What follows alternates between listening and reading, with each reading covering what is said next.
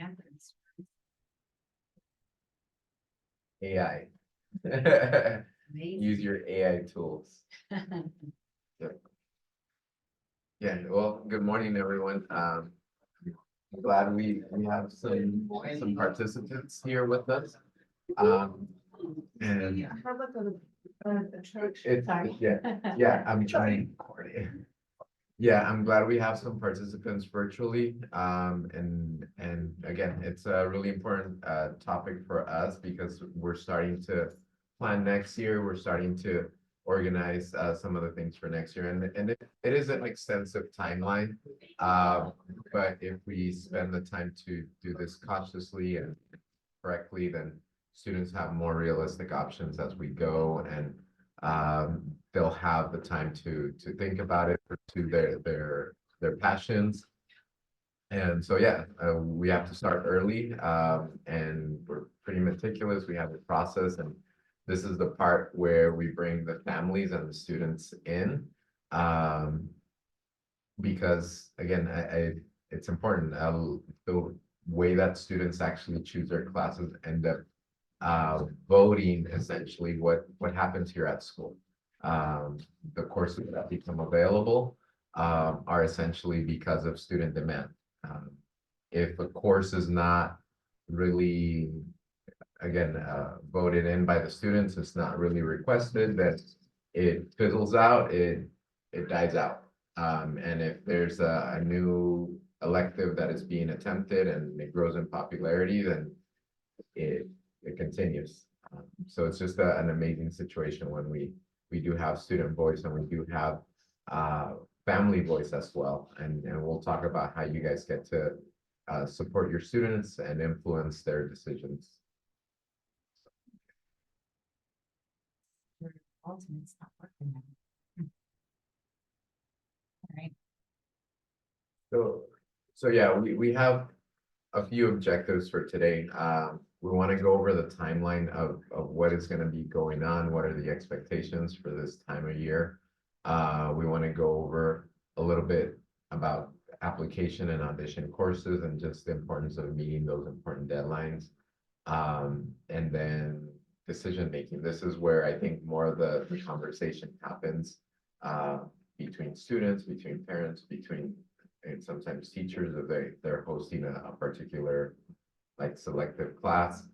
And then at the end, it's submitting, making sure that we're meeting those deadlines, and also planning sometimes for alternative outcomes. That's really important as well, making sure that students are always selecting and giving themselves the most opportunities to be successful. Yeah.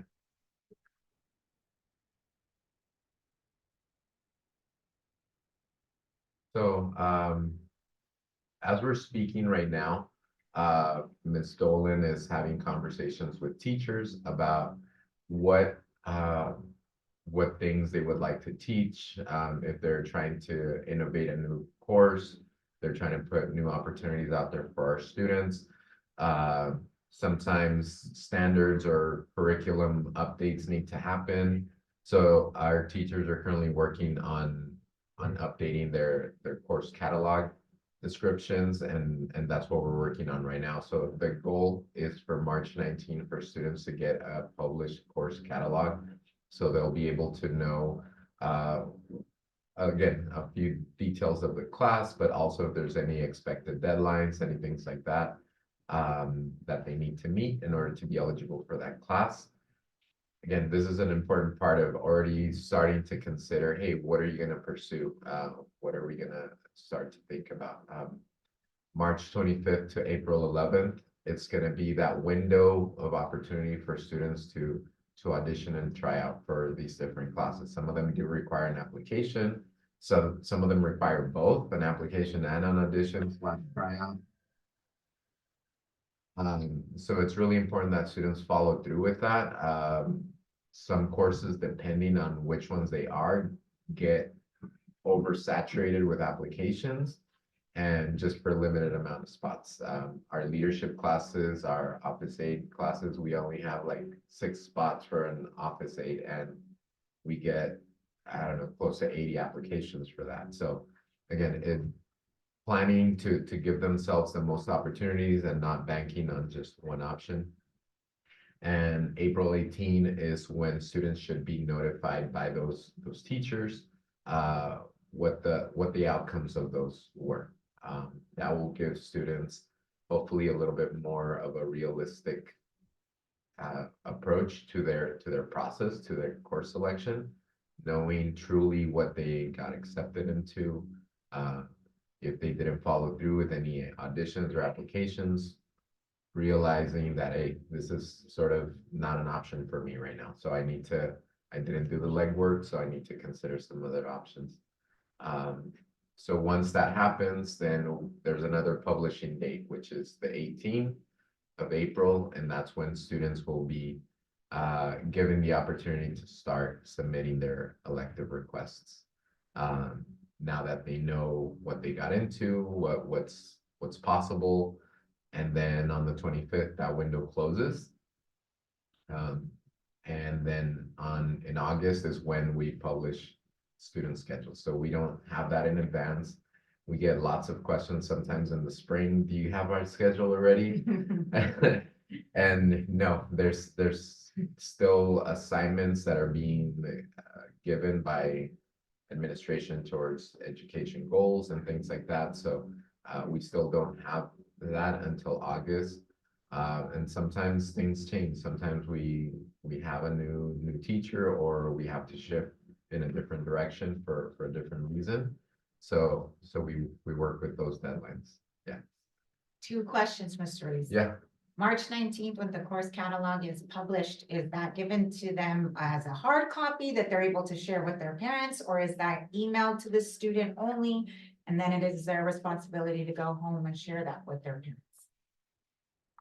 It's a good question. That And comes up. yeah, it comes up, and that's gonna be one of the pieces we discuss in the discussion portion.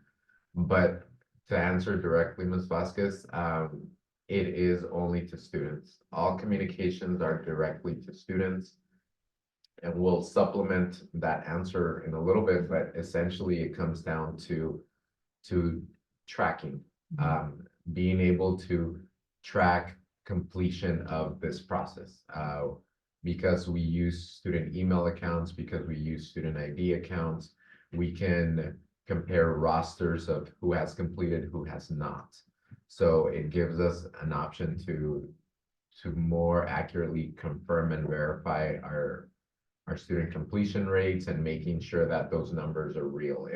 If we have 5–10% of our students that didn't complete it, then this is a big project. This is a school-wide project, and we sort of have to move along. If we see that, hey, only about like 20% of the students have completed it, then that gives us a response to push our students to maybe add communications, whatever it may be, but everything funnels through the students. And again, that's when we talked about that decision-making component of this process, is when you guys get that opportunity to influence the student's decision and making sure that things are documented correctly.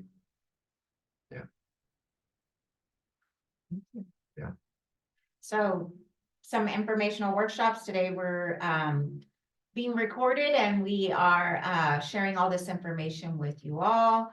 And the reason why we record it is so that we can post it on our website for, parents and families that aren't able to attend today. So, and then tomorrow we'll be going into the 7th grade math classes, science classes.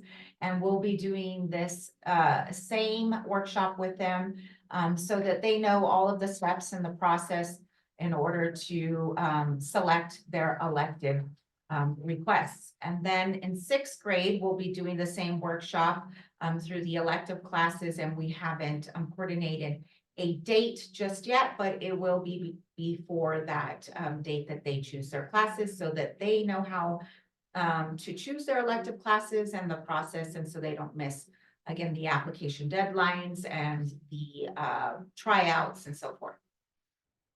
So again, this is where we get student voice. This is where we get family input as well. And this is a sample of what our documents look like for last year. Again, as we shared earlier, we are still in development right now, getting updated course descriptions and feedback as we move along.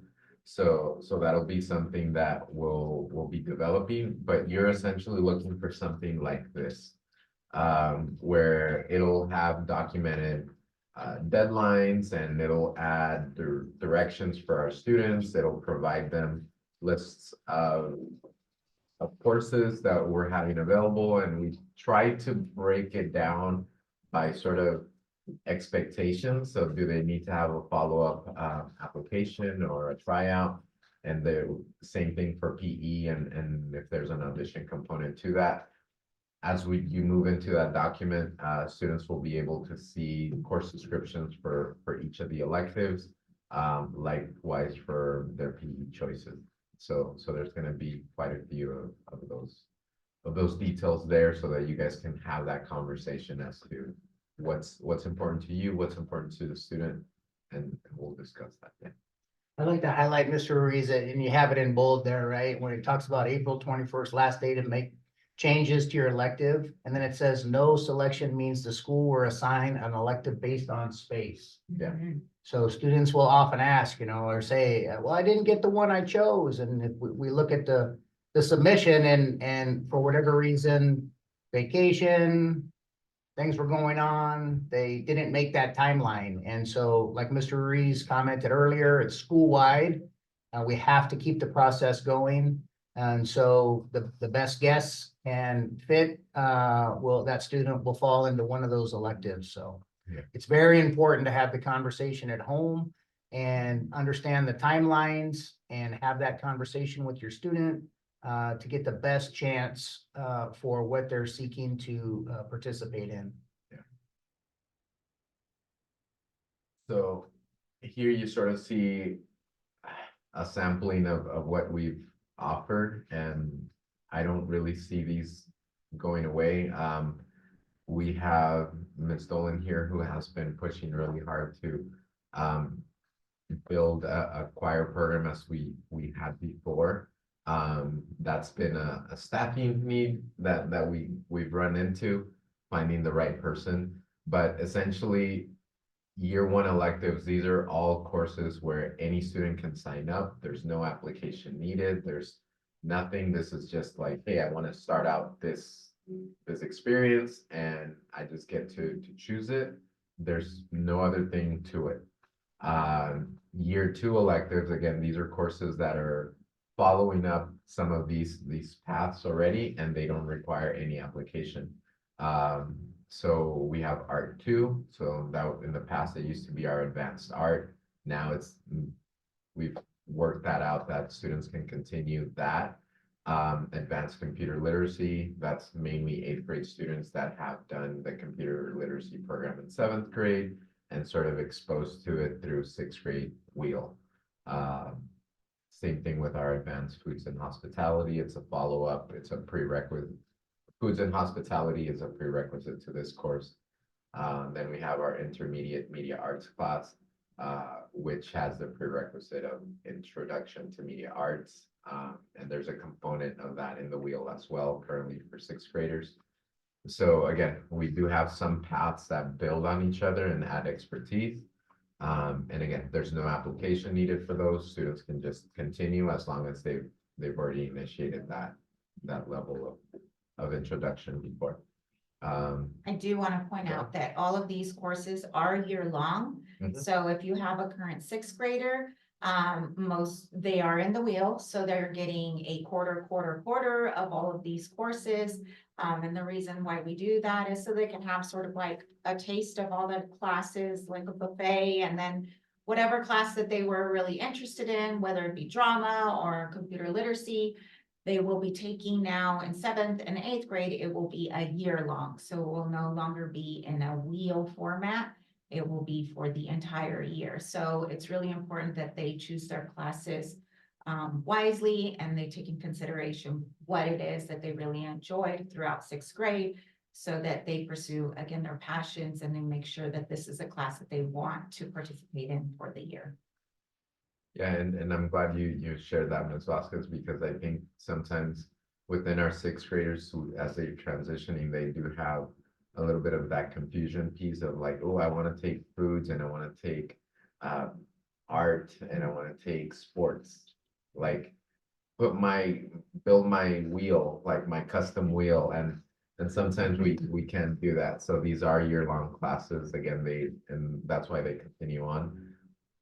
In regards to PE choices, these are classes that students don't have to audition either. Again, they're starting levels, so they can just continue onto those without any concern.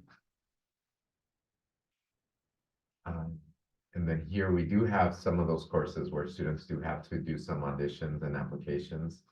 ASB, it's a leadership class. AVID, again, it's an academic elective that students sign up for, but also get quite a bit of support and mentorship along the way. And all these three different levels do require an audition. So that's a conversation with Mr. Huerta that needs to happen. Drama, this is a performing class, so there needs to be an initiative and a desire to perform. So sometimes students may have enough skills from the beginning drama class in 7th grade. However, they may not have a desire to perform. So it's not an automatic kind of you land in the class. Office aides, we do appreciate the support and the leadership that these students provide and help to all of our school.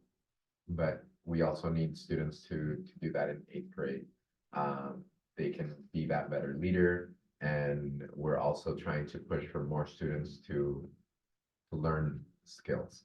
So we understand that office aid does provide lots of, again, kind of real life work experience kind of situation, but we also want, as they're 6th graders and 7th graders, to be exposed to other skills and performing arts and things like that.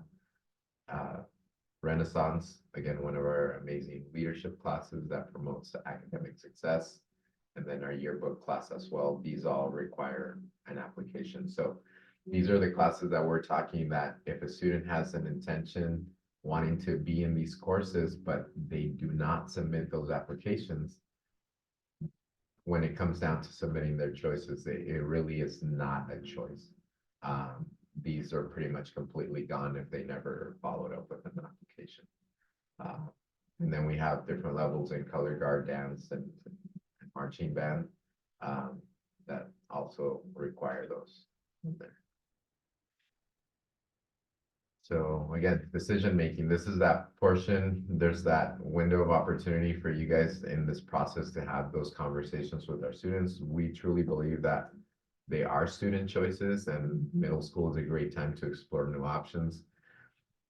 From the hard perspective of they're not applying for college yet, they're not applying, it doesn't have to meet A through G requirements, no high school credit like tally in certain categories, nothing like that. So it is a pretty unique time for students to explore a new skill. Maybe they've been doing music for a long time and they want to try something else. That's great. If we have that option, then we encourage that. I understand that there's also pieces and values that may be at home, an intention for why students should maybe pursue a different elective. And I think that's where we need to have those conversations. But this is a pretty safe time for students to try new skills. And sometimes to be maybe pushed a little bit into new skills as well. So it can go both ways. So again, some pieces that we think that you guys can discuss at home is have that conversation with the students. What are your student goals? What's the reason that you're trying to sign up for certain classes? And then we can have our input as to what are our parent goals and why do we see the value in students joining a certain class? If we were to look back at that list of courses, all of them have a value. There's a big piece of why it's important for students to learn coding, to learn how to read music, to learn how to cook and financially manage things like that. To make sure that they're incorporating more health and fitness into their life. Or maybe, again, a passion class where there isn't too much homework can also be beneficial if they're taking a heavy workload academically. So there's values and there's reasons why all of this can be successful for the students to actually join into all those classes. If they want to learn how to sing, if they want to learn how to better manage their finances through financial literacy, all of these reasons are all these courses have value. So making sure that you express your interest for your student and the student shares with you why. If it's an answer of I want to be with my friends, so that may be a good time to kind of intervene and I was gonna highlight Yeah. the bullet there, considering passion versus relationships. So Mhm. Cerise, you go ahead. you brought that up really clearly, right? And it's, sometimes there's students that want to share the same class with their really close friend, right? And unfortunately, that can be a distraction. It can have an effect on the overall, academic standing of that student. So it kind of it's just having that conversation of, what are those goals and values that you want to set yourself up for as you transition to the next level of education and exploration of high school and what that's going to look like on your journey, right? Because it's always a bummer when we see a student struggle simply because they're distracted by that friend that's in the class with them, right? There's maybe you have that friend in a PE class or at lunch, there's lunchtime and those things, and so it's just having that as a consideration of what the priorities are for the schedule that you and your student wants to have. Or taking the class because their friend Mhm. applied for that class or chose that class and then later on don't like that. there's a falling out or they come to us and they're like, I have no interest in being in this class. I just chose this class because my friend chose this class. And at that time, it's really difficult, almost impossible for us to make schedule changes because classes are full. Not all courses are offered every period. Teachers have preps. There's a lot of dynamics to the master schedule, and it's not as easy as sometimes students think it is to change courses. So sometimes they will come to us and then they will not be too happy because we cannot make those schedule changes as easily as. Right, they or if think we they did, would. it's another class they don't like. Right. So, And again, as a reminder, like the schedule is being built with student voice, with student votes. So when students are sharing an interest in the demand for like certain courses, and then there's a change of heart as we progress, then that can really impact, again, what's available. So we want students to be authentically in classrooms that they want to be in, and really pursuing something because they're there. If that friend is absent that one day, they may not enjoy the class as much versus really being there for their own self-interest and enjoying the experience regardless. So yeah, submission of choices. So yeah, as long as we can meet student demands, students really shape our school electives with their choices. I will, probably the best example that we have of that is our foods and hospitality program.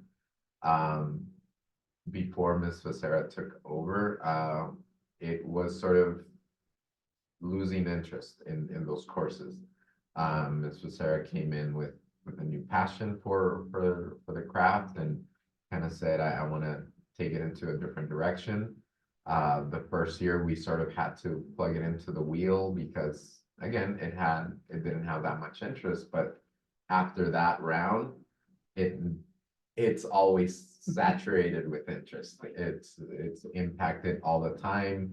Every year, we can only fit about 120 students into 4 regular sections because we do have an advanced class. We have to work with the safety of the space in the kitchen and making sure that everyone gets an opportunity to participate and not just be a bystander in the class and all of those things. And we always have to turn away about another 120 students. Right. We only have one Miss Becerra, we only have one kitchen. And again, but it's one of those classes that, because students keep demanding, it keeps growing. Our computer literacy classes, we're very fortunate again that I think our students see the passion of Mr. Monksgard in it, and he has full classes across the day. His wheel classes, advanced classes, his regular classes, they're all full. We don't have any more periods he can teach. Same with band. Yeah. Yeah. Our sports classes, we started a few years with one class. We're up to 3 now because students really enjoy that break in the day, that going out and enjoying physical activity with their friends in a coordinated way, and just kind of that level of competition that they want to like pursue. All of those things are amazing. So as long as, again, our students are voting in their choices, and we have enough people to support that, we have the facilities, and we can create those opportunities. And it's for that same reason that it's kind of hard to change back electives sometimes, because again, all of these decisions were made with student input, and it's kind of hard to reshape them later on. So the audition results, I believe, are on the same day as we send out the elective course request form. So students will have their results so that they can make their choices appropriately based on, if they did get into JV color guard or varsity color guard, then they would choose that as their first choice. Students are able to choose alternatives, so they just don't choose one class, they choose 3, their first choice, second choice, and third choice. And then it's really important to meet the deadlines.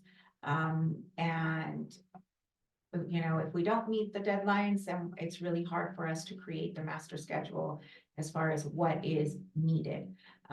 Alternative choices, no first choice available, considering choosing alternative classes. That again, they have to choose alternative classes. So a lot of times, and we'll be discussing this with the students in their workshops in their classes, they will choose a first choice. Let's say they really want foods, and I'm gonna say foods because that is the most popular one. Sometimes they think that if they choose foods, they're gonna get foods, and that's not the case. So they do get a first choice, and then they'll get an alternative, like I said, and then a third alternative. We don't choose we don't choose who receives foods. The computer randomly chooses those courses for us, so that it's fair and it's equitable. If a student does not make a second alternative choice or a third alternative choice, unfortunately, if they're not chosen for the first choice, then we have to make a choice for them. So we really try to explain to students that it is important that you choose 3 different choices. If you don't get foods, I know you really want it, then choose a second choice as an alternative. Maybe that be art, and then the third choice maybe would be, I don't know, drama. But please be aware that not always do we get our first choice.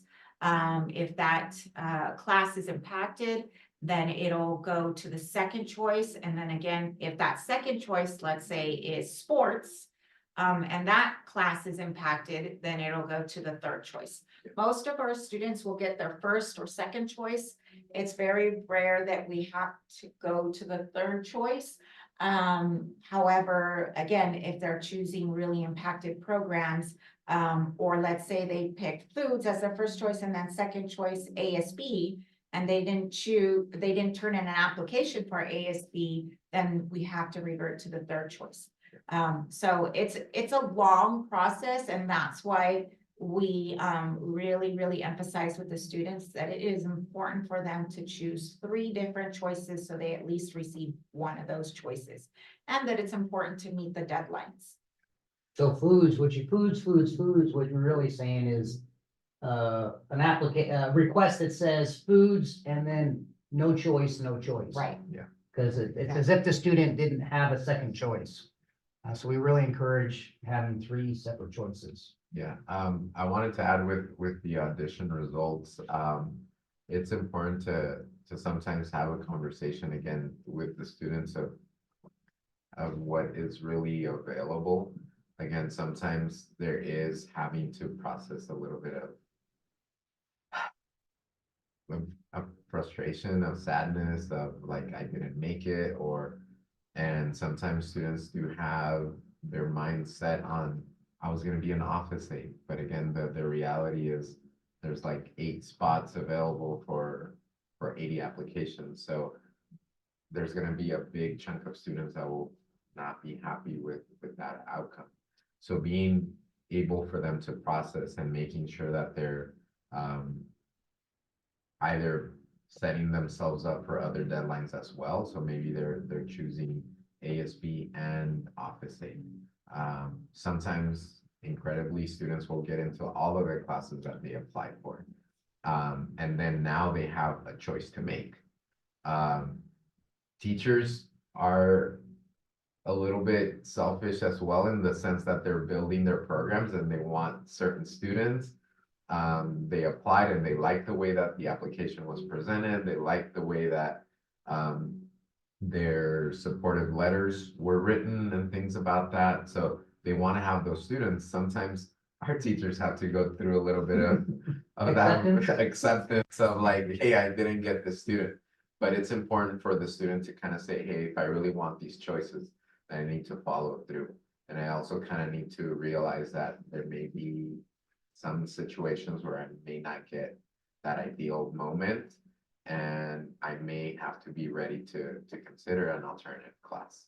And I want to point out, if your student is one of those students who is very motivated and is auditioning for several different things and also wants to be in leadership and is in compacted math and also in marching band, sometimes they will have to make decisions, and they will not know that until August, and we are really good as a team about notifying the families and the student if they have to make choices. So sometimes they will have to make a choice between, I don't know, varsity color guard and yearbook, because those are classes we call one-fers. They're only offered one time in the day, and it might be the same period. So if a student chose to be and applied and auditioned and got accepted into varsity color guard, but they also put in an application for a yearbook and was accepted, and it's at the same period, they're gonna have to make a choice. And like I said, we're pretty good about reaching out to families and letting them know, that choice needs to be made so that they have an opportunity to make the choice and not be, caught off guard on the first day of school or right before school starts, and they receive their schedule and they don't get all of the classes that they maybe thought they were going to receive.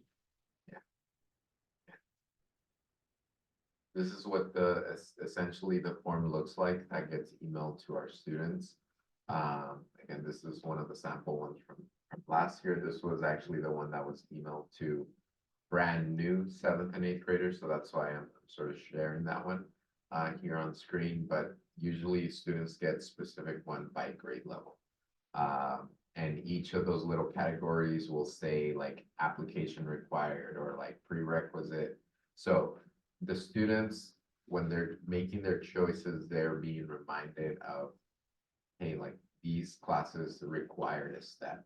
So hopefully they'll be mindful of, did I really follow through with those steps? Did I really take that first class already? Is this really an option for me? Again, we want them to make choices that are valid to them, that are truthful to them. And aside from that, they should be authentic to what they want to do. It should be an interest for them, that they really want to be there. And it's hard. I know it's middle school. It's hard to kind of like really sometimes be themselves, because we see them compare Chromebooks and I'm going to choose this one. Okay, I'll choose that one as well. So again, there's going to be lots of moments where that intention of trying to connect and have that relationship be stronger than like that passion. But they're always gonna have their friends during lunchtime, during things like that, and sometimes because maybe a class gets offered multiple times throughout the day, even if they choose the same class, it may not be the same period. Yeah.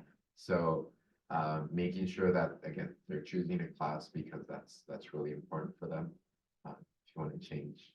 Yeah, and I also want to point out, Mr. Ruiz, that just like the course catalog, this elective form request form will be emailed to students only, so it will not be emailed to parents.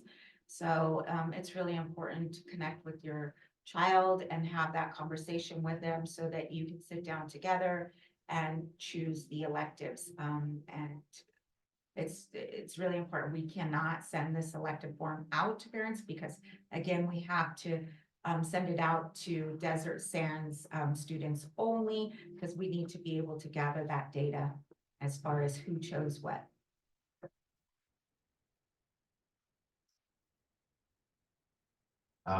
So yeah, to support what Ms. Vasquez just said, again, students will receive the form. Big components of that, it's because it can be tracked for completion. Again, we can compare it to student IDs, to student emails, and we can verify that, again, this is our students that are completing it. It gives us responsive actions, again, what we would need to do if we're falling short on that input, or if there's a big completion rate, it allows us to kind of continue along with the process. We do send parents every year an informing email, aside from what Ms. Dolan will send out in her newsletter. Again, kind of letting you guys know, hey, it's available now. Please, your students should have gotten this email. Make sure that you have that conversation with them. So you guys will be notified through our school email. So make sure that, again, if you're already receiving notifications, then you don't even have to worry about it. If you're not, then that would be something to just update with our office so that you can be getting those notifications.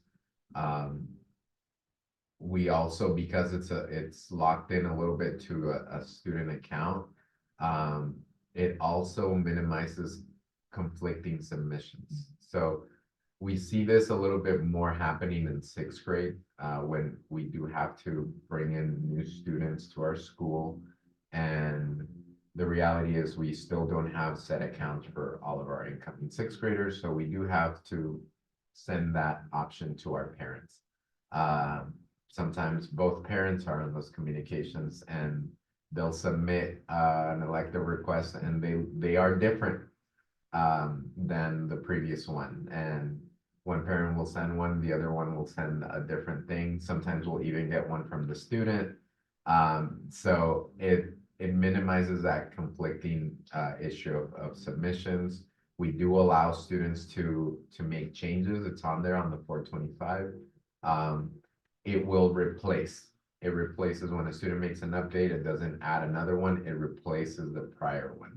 So that gives us an opportunity to have clean, updated data for our students, and it minimizes errors.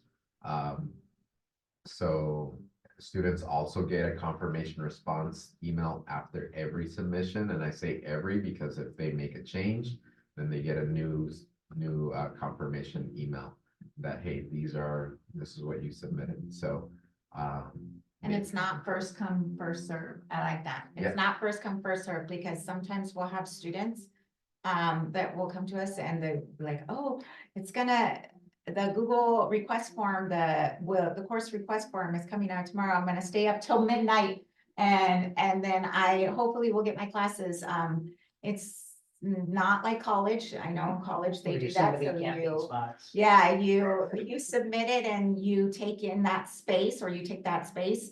Again, like I had mentioned before, we have a computer program that randomly fills in those students so that it is equitable, it's fair. So it's not based on first come, first serve.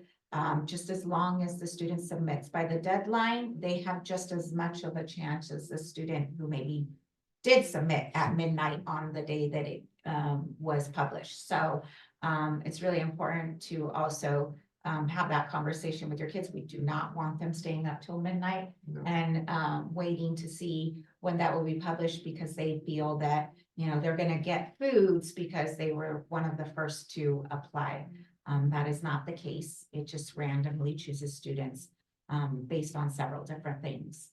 What I heard earlier is in the student responses, aside from an exception of a new sixth grader that just joined the school at a certain time and doesn't have an account, Right. or the only valid submission is from a student Desert Sands Mhm. account. Yeah. That you annotated would replace, so. Yeah. If by chance something comes in with a different email, it's not valid. Yeah. If it's a regular Google email or Yeah. Hotmail, it's Yeah. not valid, so. Again, we're only looking at, and we don't have time to sift through all of those others. So we're looking at those student accounts. So it's just about having that conversation and setting up a good plan of submission from the beginning. Yeah, and it really helps a lot, that conversation again. It helps a lot so that there isn't any upset moments later on that, hey, why did you choose this class? I didn't want you to take this class. Or I've heard it also vice versa from students, like, oh, I never get to choose my electives. My parents choose them for me. And again, the feeling that comes when I've heard that has often been like a little bit resentful, like I didn't get a chance to kind of even say why. And sometimes, again, sometimes there is a big reason why they should take the classes that you want them to, but I think they sometimes wish to at least have a voice and be part of the conversation. There's much less conflict, there's much less issues later on. So again, there's no confusing moments in the fall when, why did they get this one? And that's not something that we wanted them to take.